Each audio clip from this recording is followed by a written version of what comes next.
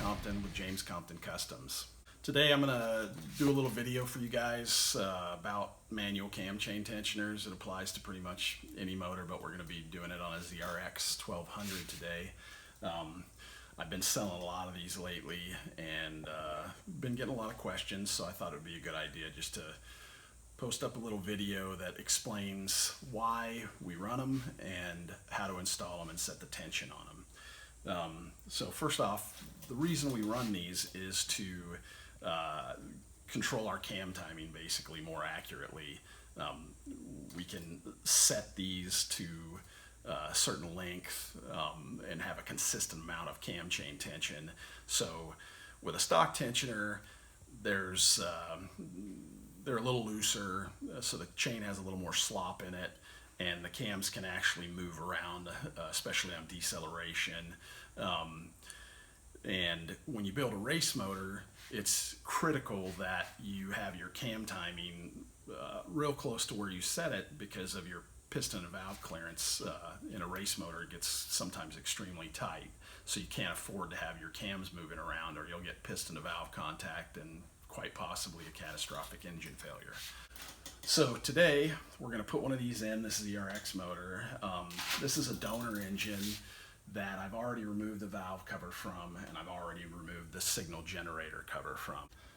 Okay, so the first thing I'm going to remove is this upper cam chain guide. We're going to get that out of the way.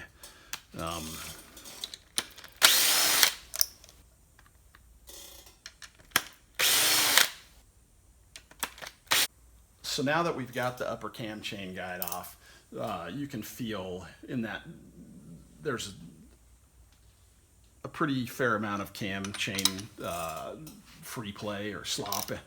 As you rotate the motor, you'll feel it tighten up, and what you're feeling is the pressure from the valve springs pushing on the cam lobes. And when that happens, the chain gets considerably tighter. So as you roll the motor over, you'll feel it go relaxed. And if you can look at this, that's quite a bit of free play, a little more than I like to run, especially on a race motor with tight piston to valve clearance. So what I'm going to do at this point is I'm going to turn the motor over until we get to top dead center. I like to put it at top dead center on cylinders 1 and 4. So you just line up the T with the hash mark on the cases, and you're at top dead center. At this point, you can go ahead and pull your cam chain tensioner out. At top dead center, the cams have valve spring pressure on them in such a manner that they're not going to try to spin and jump time.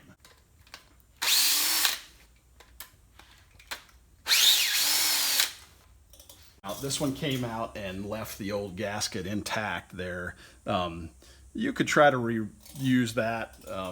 I can almost guarantee you it's going to leak though, so you're going to want to remove that old gasket, and be careful when you're removing it not to, because you're going to have to scrape that surface. Try not to damage the aluminum surface at all when you do that. I a lot of times won't use another paper gasket. I'll just put a little bit of Yama Bond or some kind of high temp RTV on there very lightly around that surface, and let it dry for 5 to 10 minutes before I install the new tensioner, and that works fine and will not leak. So before you install this cam chain tensioner, you're going to want to back the center plunger out, so when you install it, it can be fully seated in the motor.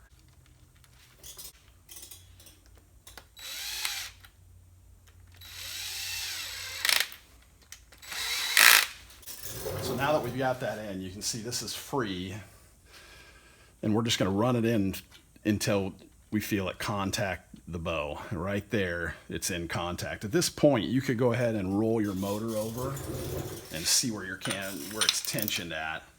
It doesn't take a lot of tension. Right there, we're already back about where the stock tensioner had it. We're going to go just slightly tighter than that. I'm going to put a quarter turn on this, roll it around. And right there, that's about 1/4 of an inch deflection top to bottom. 1/4 inch is kind of a minimum. 3/8 is a maximum probably. After that, you're going to start getting some excessive cam chain noise on deceleration in the cam chain tunnel, which brings up another good point. Um, a good indicator that your cam chain is loose, whether you're running a stock tensioner or a manual cam chain tensioner, when you're warming your bike up and you're just blipping the throttle and the RPM is, just bouncing up and down, on deceleration, if your cam chain's loose, you will hear a rattling kind of noise from your cam chain tunnel. And that's a good indicator you need to address something with your cam chain and cam chain tensioner. With a manual tensioner, periodically you do have to reset the tension on them, because as the bows wear, the chains don't really stretch, but things wear in and loosen up. So you definitely want to keep an eye on it, but it's not something you have to do a whole lot. Probably every time you do a valve adjustment, just check it. But if you do hear something that doesn't sound right, you definitely want to address that at that time. But anyway, so now I'm pretty happy with where the cam chain tension is set. At this point, we can go ahead and lock this jam nut down.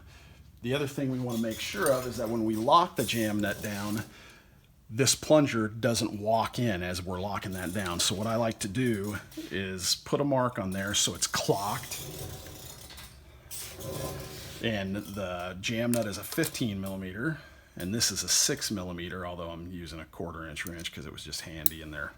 I'm just going to hold this center plunger so it can't walk in, and I'm going to tighten up this jam nut on the manual tensioner, and it's that feels like it's pretty tight. So, and that's it. So you should be good to go at that point. What I like to do before I button everything up is I'll turn the motor over a few more times, get it in that slacked position. You can feel it as you're cranking the motor over.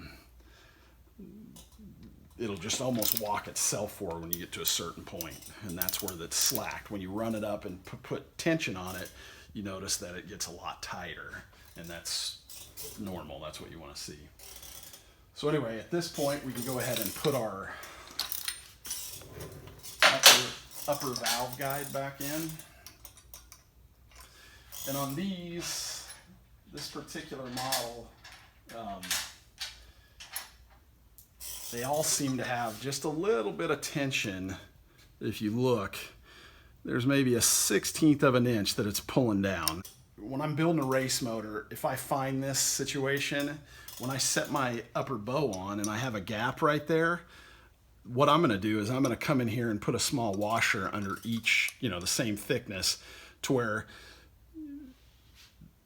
the upper guide is contacting the cam chain, but it's not putting any force downward on it. It changes the cam chain tension for one. It slightly reduces the distance between the pins, between the two camshafts, which alters your cam timing slightly.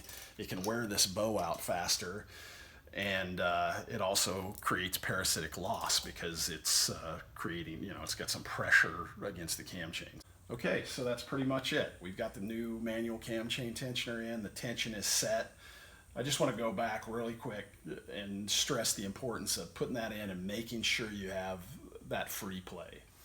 If you don't have adequate free play, at least a little bit, if they're a little tight, you might wear out a bow prematurely. If you get them really tight, you can break the cam chain. I've seen this happen in 30 years. I've seen it happen twice. Guys have gone in and really wrenched down on this and over tightened their cam chain. As soon as they started the motor, cam chain broke, stuffed all their valves into their pistons, and they lost a considerable amount of money in an investment, and not to mention whatever event or races they missed or as a result of it.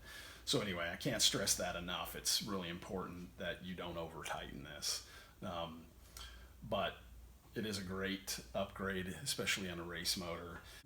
The real issue with the stock tensioners, the way they're designed, is they have a spring-loaded plunger with a ratcheting locking mechanism. When you're under extreme conditions, especially like on a road race course and you're downshifting heavily at high RPM, you can actually get that thing, it can back up on you. The locking mechanism can fail basically, and it can give you variable cam timing, and you run the risk of piston to valve contact, so damage to your top end and even possibly a catastrophic engine failure. So that's why we run this more than anything. It's just good insurance for not a lot of money, and it looks good. So I hope you guys enjoyed this video. Hope it was informative and you learned something about manual cam chain tensioners. Keep the questions coming. We'll keep building cool parts and we'll keep making more videos. Thanks for watching and stay tuned.